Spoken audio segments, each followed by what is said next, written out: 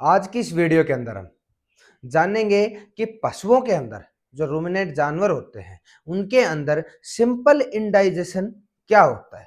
Simple indigestion की वजह से क्या पशु को परेशानियां होती हैं, क्या पशुपालक का नुकसान होता है और सिंपल इंडाइजेशन क्यों पशुओं के अंदर होता है और इसके क्या लक्षण हमें देखने को मिलते हैं और लक्षणों को अच्छे से पहचान कर हम किस प्रकार से इलाज कर अपने पशु को सिंपल इंडाइजेशन के केस से बाहर ला सकते हैं। फील्ड के अंदर जो पशु चिकित्सक या वेटनरी प्रैक्टिशनर जो होता है, जो सबसे शानदार सिम्टमों को पहचान कर सबसे कम दवा के अंदर बीमार पशु को स्वस्थ करता है, उसी पशु चिकित्सक को ओरिजिनलिटी में डॉक्टर माना जाता है। तो फील्ड के अंदर मैं आपको बताता हूं कि जब सिंपल इंडाइजेशन का केस आता है तो सिंपल इंडाइजेशन किसे कहा जाता है। पहले तो मैं आपको ये बता दूं, सिंपल इंडाइजेशन कहा जाता है कि जब रुमन की मूवमेंट, जो पशु का जो रुमन होता है उसकी मूवमेंट कम हो जाती है। तो रुमन की मूवमेंट कम होने के कारण पशु के हल्की सी कब्ज बनी रहती है। तो इस पोजीशन को क्या कहा जाता है, सिंपल इंडाइजेशन। तो सिंपल इंडाइजेशन होने का कारण क्या होता है, पहले हम ये पढ़ेंगे। तो सिंपल इंडाइजेशन होने के कारण क्या होता है कि इंडाइजेशन के अंदर सबसे पहले, ये ज्यादातर तो मैं आपको बता दूं दुधारू जो पशु होते हैं उनके अंदर ये होता है। और होता किससे है, ये होता है चारे से और दाने की वजह से। जब हम हमारे पशु को जो हम दाना डाल रहे हैं, चारा डाल रहे हैं, वो घटिया क्वालिटी का डालते हैं, या फिर दूसरा कारण हम हमारे पशु का जो दाना या चारा डाल रहे हैं वो सड़ा गला डाल रहे हैं, या उसके अंदर फफूंद या किसी बैक्टीरिया से वो संक्रमित चारा है, उसको हम गंदगी को यदि हमारे पशु को डालते हैं तो हमारे पशुओं को बीमार होने की, सिंपल इंडाइजेशन के अंदर जाने की संभावना बढ़ जाती है। दूसरा कारण क्या होता है कि हम हमारे पशु को दाने की जो मात्रा है वो अत्यधिक मात्रा में दे रहे हैं, या हमारे पशु का जो आहार हम खिला रहे हैं, पशु को आहार खिला रहे हैं, उसके अंदर पशु के प्रोटीन की मात्रा बहुत ही कम है, तो वो भी पशु के पच नहीं पाता है। या फिर हम जब भी दाना या बंटा जो डालते हैं वो ज्यादा गर्म डालते हैं या फिर ज्यादा ठंडा डालते हैं, तो भी पशु के सिंपल इंडाइजेशन की समस्या पैदा होती है। या हम पशु को जब भी जो हम आहार दे रहे हैं वो उसकी मात्रा अत्यधिक दे रहे हैं, तो भी हमारे पशु में यह समस्या देखने को मिलेगी। या फिर हम सल्फा या अदर एंटीबायोटिक्स का ज्यादा प्रयोग अपने पशुओं के अंदर कर लेते हैं, तो भी सिंपल इंडाइजेशन का केस आपने को देखने को मिलेगा। जो मैंने आपको कारण बताया कि सिंपल इंडाइजेशन इन कारणों की वजह से हमारे पशुओं में होता है। जब सिंपल इंडाइजेशन हमारे पशुओं के अंदर हो जाएगा तो हमारे पशुओं के अंदर क्या सिम्टम हमें देखने को मिलेंगे, जिनको पहचान कर हम पता कर सकते हैं कि हमारा पशु तो बीमार हो गया। जब हमारे पशुओं के अंदर सिंपल इंडाइजेशन होगा उसके अंदर हमारा पशु जुगाड़ी करना कम कर देगा और चारा खाना भी हमारा पशु कम कर देता है। और जब इंडाइजेशन अपना भयंकर रूप ले लेता है तो उसके अंदर पशु जुगाड़ी और चरना बिल्कुल ही बंद कर देता है। गोबर जो हमारा पशु करता है वो टाइट मिंगने टाइप करने लग जाता है। और यदि हम पशु को सड़ा या गला फफूंद लगा हुआ चारा डालते हैं तो पशु का गोबर दस्त के रूप में बाहर निकलता है। जब हम हमारे पशुओं का रुमन की मूवमेंट देखेंगे तो रुमन की मूवमेंट डाउन हो जाएगी। उगाली पशु ने बंद कर दी, चारा खाना खाना पशु ने बंद कर दिया और हमारे पशु की रुमन की मूवमेंट डाउन हो गई है। टेम्परेचर देखेंगे नॉर्मल मिलेगी, और जो हमारे सांस की जो गति देखेंगे तो उसकी भी श्वसन दर भी हमारे पशु की हमें नॉर्मल देखने को मिलेगी।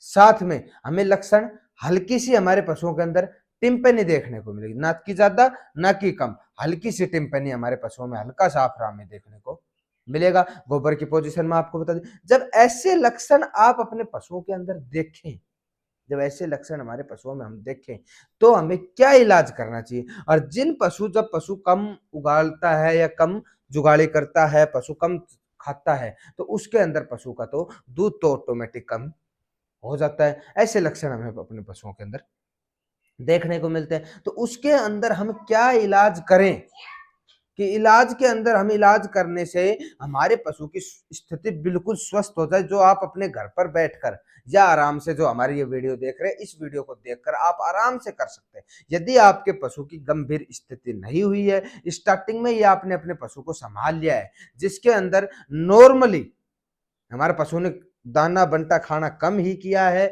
या हमारे पशु ज्यादा चोक नहीं हुआ है, तो उसके अंदर ऐसी स्थिति आ जाती है। तो उसके अंदर हमें करना क्या चाहिए कि हमें सोडियम बाइकार्बोनेट या फिर मैग्नीशियम सल्फेट, जो पाउडर आपको स्क्रीन पे साथ के साथ दिख रहे होंगे, सोडियम बाइकार्बोनेट या मैग्नीशियम सल्फेट का एक पाउडर हमें अपने घर पर लाना है और उसकी मात्रा पूरे जानवर में, जो गाय भैंस का वजन 4 से 5 क्विंटल होता है, उसके अंदर हमें मात्र 200 ग्राम 1 लीटर गुनगुने पानी में मिलाकर हमें इसको पिला देना है। दिन में आप ये 2 बार पिला दें, आपके पशु का जो इंडाइजेशन है वो बिल्कुल सही हो जाएगा। इसकी जगह आप दूसरा भी एक तरीका कर सकते हैं, जिसके अंदर हम किसी भी प्रकार का डाइजेस्टिव पाउडर मार्केट के अंदर जो आसानी से उपलब्ध हो जाते हैं, जैसे डाइजेस्टिव पाउडर के अंदर डाइगामैक्स पाउडर, बफ काइंड पाउडर, बफ जोन पाउडर, बोवी जाइम पाउडर, ऐसे लेटिफर पाउडर, लेटिफर अल्ट्रा पाउडर, ऐसे पाउडर मार्केट के अंदर जो पशु के रूमन की पीएच को मेंटेन करते हैं। क्योंकि जब हम हमारे पशु को जो इंडाइजेशन होता है उसके अंदर क्या तो पशु की एल्कलोसिस की स्थिति होती है या एसिडोसिस की स्थिति होती है, जिसके अंदर रूमन की पीएच बिगड़ जाती है, तो हमें दवाएं वो देनी चाहिए जो हमारे पशु के रूमन की पीएच को मेंटेन करें। तो उसके लिए मैं आपको बता रहा हूँ, क्या तो आप मीठा सोडा या मैग्नीशियम सल्फेट या कोई भी डाइजेस्टिव पाउडर जो आपको मार्केट में आसानी से उपलब्ध होता है, उसकी मात्रा हमें उस पाउडर के ऊपर हमें देखना चाहिए कि ये पाउडर 50 ग्राम देना है या 100 ग्राम प्रतिदिन देना, उस हिसाब से आप अपने पशु को दें।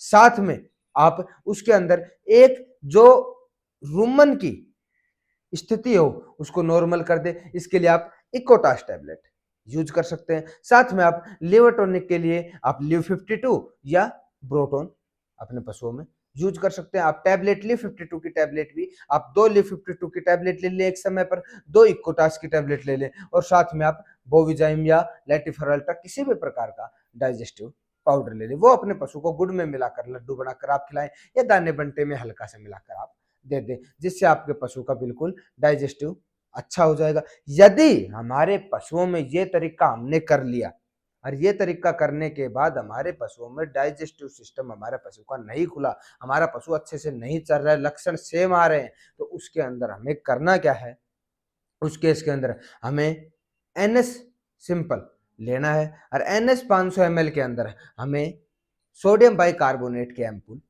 देने हैं। सोडियम बाइकार्बोनेट को आपको 100 केजी के ऊपर 25 से 30 ml यूज करने, जितना आपका पशु का बॉडी वेट हो उतना आप कर सकते हैं। 100 केजी के ऊपर आपको 25 से 30 ml यूज करनी है आईवी रूट से। साथ में आपको कालबोरल, जिसके अंदर कैल्शियम आता है, कैल्शियम की मात्रा आपको 50 ml से लेके 200 ml अपने पशु के लार्ज एनिमल का आपको सबकट लगाएं।